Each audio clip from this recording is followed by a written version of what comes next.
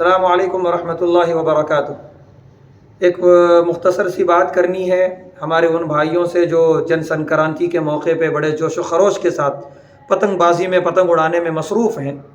ذرا ہم اس کا تحقیقی جائزہ لیں کہ یہ کیا چیز ہے اور یہ ہمیں کرنا چاہیے یا نہیں کرنا چاہیے، اس کا کیا فائدہ ہے اور کیا نقصان ہے۔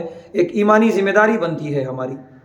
تو جب ہم تاریخ کے اوراق کو کھولتے ہیں اور اس کے بارے میں تحقیق کرتے ہیں اور پڑھتے ہیں تو ایک بات سمجھ میں آتی ہے، وہ یہ کہ یہ خالی ایک کھیل نہیں ہے بلکہ ایک ہندو بھائیوں کا مشرکانہ تہوار ہے، کافرانہ تہوار ہے۔ اور یہ بات جو تاریخ کی کتابوں میں لکھی ہے بڑے مضبوطی کے ساتھ، وہ یہ ہے کہ ہمارے ہندو بھائی بہت سارے خداؤں کی پرستش کرتے ہیں، پوجا کرتے ہیں۔ اسی میں سے یہ سورج کی بھی پوجا کرتے ہیں اور سورج کو دیوتا مانتے ہیں، اور اس کے جو ہے صبح صبح یہ سورج کی پوجا کرتے ہیں، یہ ہم سب دیکھتے ہیں۔ تو جنوری کی 14 تاریخ کو خاص طور سے یہ لوگ سورج دیوتا کے نام کی پوجائیں کرتے ہیں اور ڈبکیاں لگاتے ہیں گنگا ندی میں، اور اسی سے یہاں اس کی شروعات ہوئی کہ اس دن سورج دیوتا کو سلامی پیش کرنے کے لیے پتنگ اڑاتے ہیں۔ تاریخ کی کتابوں میں لکھا ہے کہ اس کی شروعات اس طریقے سے ہوئی ہے۔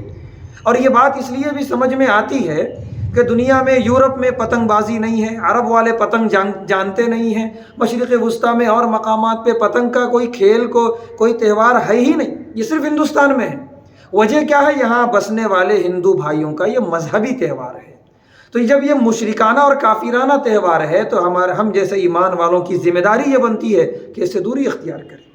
بھائی کہتے ہیں ہمارے نوجوان بھائی کہ کیا ایک پتنگ اڑانا بھی جائز نہیں ہے؟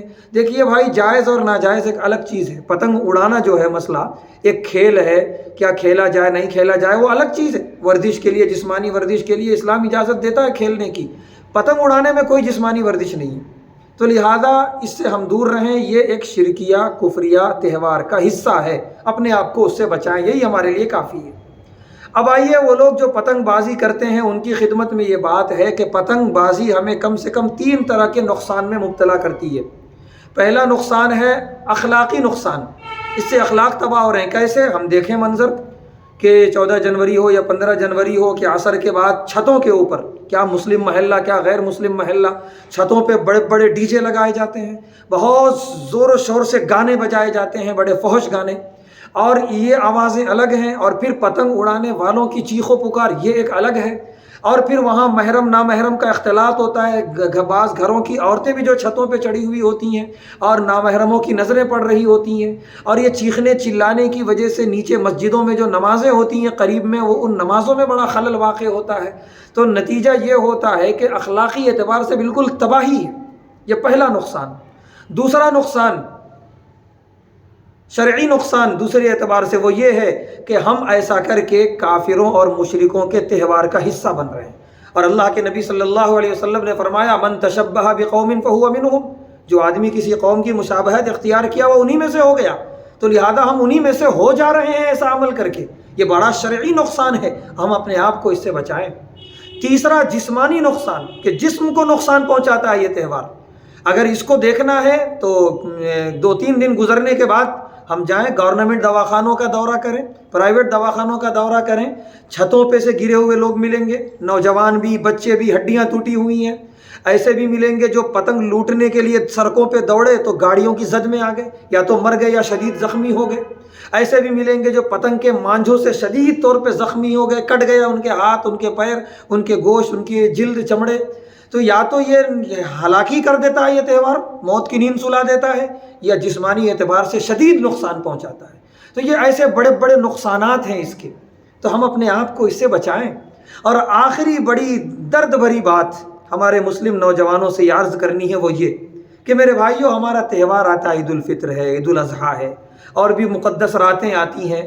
ذرا ہمیں بتاؤ، کوئی غیر مسلم آتا ہے شریک ہونے کے لیے؟ ہاں بھائی، تمہارا تہوار ہے، ہم تمہیں جیسے بن جائیں گے، تمہیں جیسا کرتا پاجامہ پہن لیں گے، تمہیں جیسے ہم شریف بن جائیں، تمہارے ساتھ رہیں گے۔ آتا ہے کوئی نہیں آتا۔ بلکہ عید الاضحیٰ پر تو تانے مارتے ہیں وہ لوگ، ہمارے عید کو برا بھلا کہتے ہیں وہ لوگ کہ تم جانوروں کو ذبح کرتے ہو، ان کی جان لیتے ہو، اس طرح کی باتیں کرتے ہیں۔ تو وہ ہمارے ساتھ شریک ہونا تو دور کی بات، وہ دور بھاگتے ہیں اور دور جا کے بھی تانے کستے ہیں۔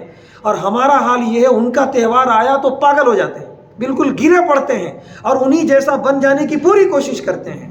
خدا کے لیے ہم عقل کے اعتبار سے اپاہج نہ بنیں۔ پاگل پندی کا اور بیوقوفی کا ثبوت نہ دیں. ہم بھی بتائیں کہ الحمدللہ ہمارے پاس اس سے اچھے تہوار ہیں، ہم اس میں انسان رہتے ہیں الحمدللہ، اور تم جیسے ایسے تہواروں میں ہم شریک نہیں ہوتے جس میں انسانیت ہی نظر نہ آئے اور جس میں نقصان ہی نقصان ہو، موت آ جائے، زخمی ہو جائیں، دواخانوں کی زینت بن جائیں. خدا کے لیے ہم اپنے آپ کو بچائیں اور اپنا صحیح مقام پہچانیں، صحیح ذمہ داری ادا کریں.